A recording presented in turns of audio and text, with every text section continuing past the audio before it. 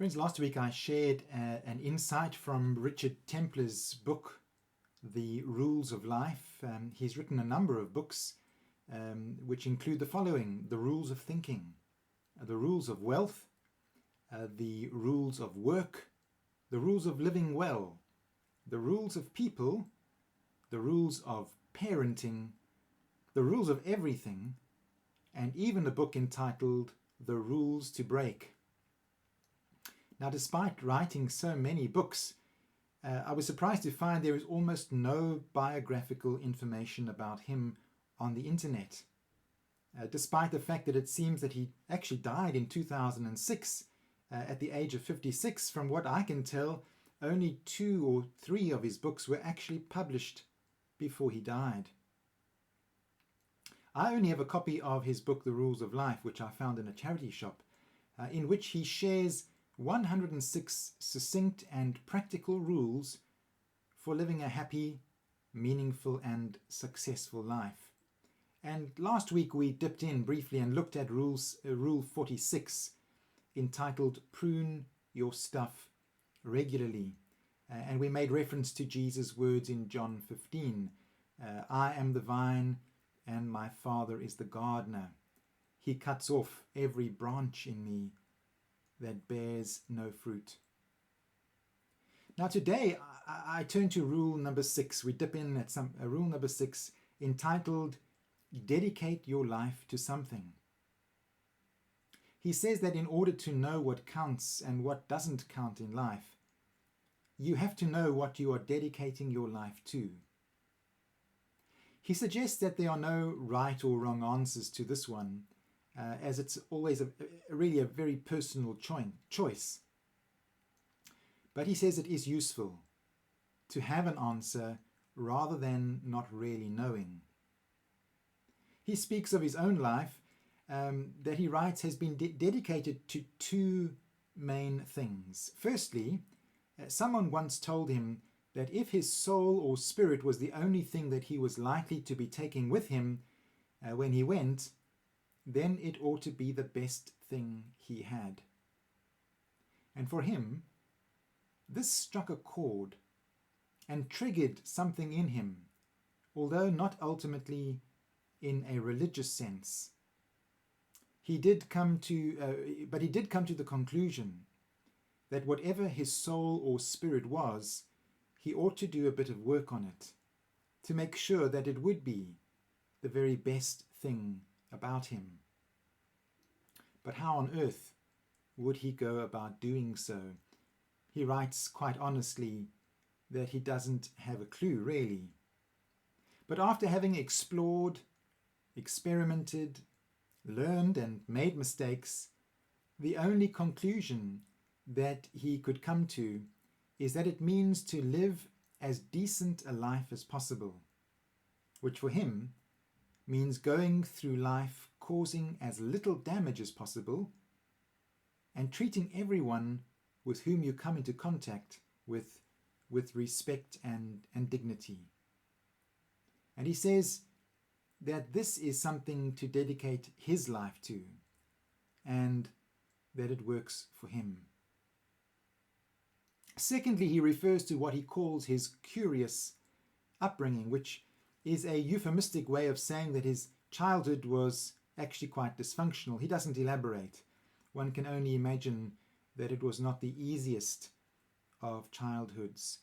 Instead of letting his dysfunctional childhood affect him negatively, he says he chose to let it motivate him, being acutely aware that many other people also need to throw off that feeling of being badly affected by what has gone before in their lives.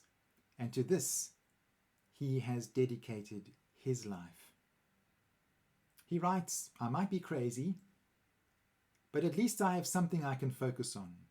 Something, for me, he says, that counts. And having something to dedicate one's life to, he says, enables one to have a yardstick by which to measure, firstly, how one is doing, secondly, what one is doing, and thirdly, where one is going. And he suggests that we should all decide what it is that we are dedicating our lives to, because it makes the rest much easier. Now, as we turn our thoughts to the life of Jesus, last week we considered briefly his temptations in the desert and how for 40 days, he radically pruned his life to help him get clarity on what his life purpose would be. In a way, there in the desert, as he wrestled with the temptations that were put before him, he clarified what it was that he wished to dedicate his life to. Now, as the story of Jesus unfolds from that point onwards, it becomes increasingly clear that Jesus chose in that desert experience that he would live his life for love. And he would seek to do this by his words and his deeds, by his life, and if necessary, even by his death. That would seem to have been one of his primary missions in life. He would be unswayed from this mission. When his commitment to living and teaching this way of love threatened firstly the religious leaders, and then secondly also the political leaders of his day, he remained steadfastly committed to this purpose to which he had dedicated his life. Even when it became apparent that plots were being hatched to take his life, and that eventually he would have to sacrifice his life for this purpose, he chose to go through with it, perhaps knowing intuitively that his death by crucifixion would in the end help to spread his message and teaching of love. Today's gospel passage is the story of the transfiguration of Jesus. It happens in the story after he has already come to terms with his ultimate fate, and he knows that he's going to die at the hands of the authorities in Jerusalem. Did the story happen exactly as it's described in the Gospels? In the end, I can't be sure. Not all of the details across the three versions of the story that can be found in Matthew, Mark, and Luke, they don't all neatly line up in agreement. Some might read the story more symbolically. Some might read the story more literally. Whichever way you read the story, it certainly stands in the Gospels as a moment of affirmation in the storyline, that by remaining true to the thing that Jesus had dedicated his life to, he is doing the right thing. In the story, Moses and Elijah, who stand as symbols of the Jewish scriptures, the law and the prophets, appear alongside of him, as if to encourage him on the path he is on. Just as happened at the moment of his baptism, when the fullness of his spiritual awakening had occurred, so we read again in this story that a voice comes from heaven, affirming him, saying, "This is my son whom I love, listen to him." And in this moment, a light shines from Jesus' face. Or perhaps was it a light shining from his clothes? Different Gospels suggest different things. When people find something to dedicate their lives to, it energizes them.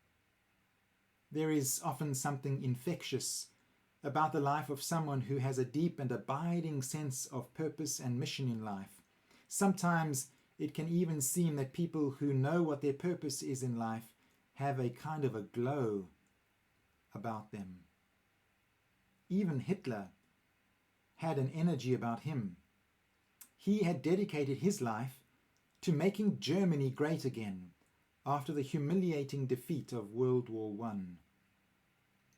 There was clearly an energy about Hitler, even if it was a dark and a malevolent energy that arose from the purpose to which he had dedicated his life. Clearly, many in Germany at the time felt inspired by him in some way. Maybe in their eyes there was a glow about him as their own hopes for a triumphant and resurgent Germany would be realized. how much more so with someone whose life has been dedicated to living for love. Regardless of whether one reads the story of the Transfiguration as symbolic or not, and there's a large part of me that would not too quickly dismiss something of the essence of the story, undoubtedly there was a brightness that shone from Jesus. Because you can see a glow and a brightness in the faces of people today even, who have chosen, however imperfectly, to live, to consecrate or to dedicate their lives for love. What is it that you have dedicated your life to? Do you have some goal or purpose, no matter how humble, that helps you to get up in the morning, that becomes a yardstick to measure how you are doing, what you are doing, and perhaps where you are going in life? Amen. May God bless you as you continue to think and reflect on these things. Amen.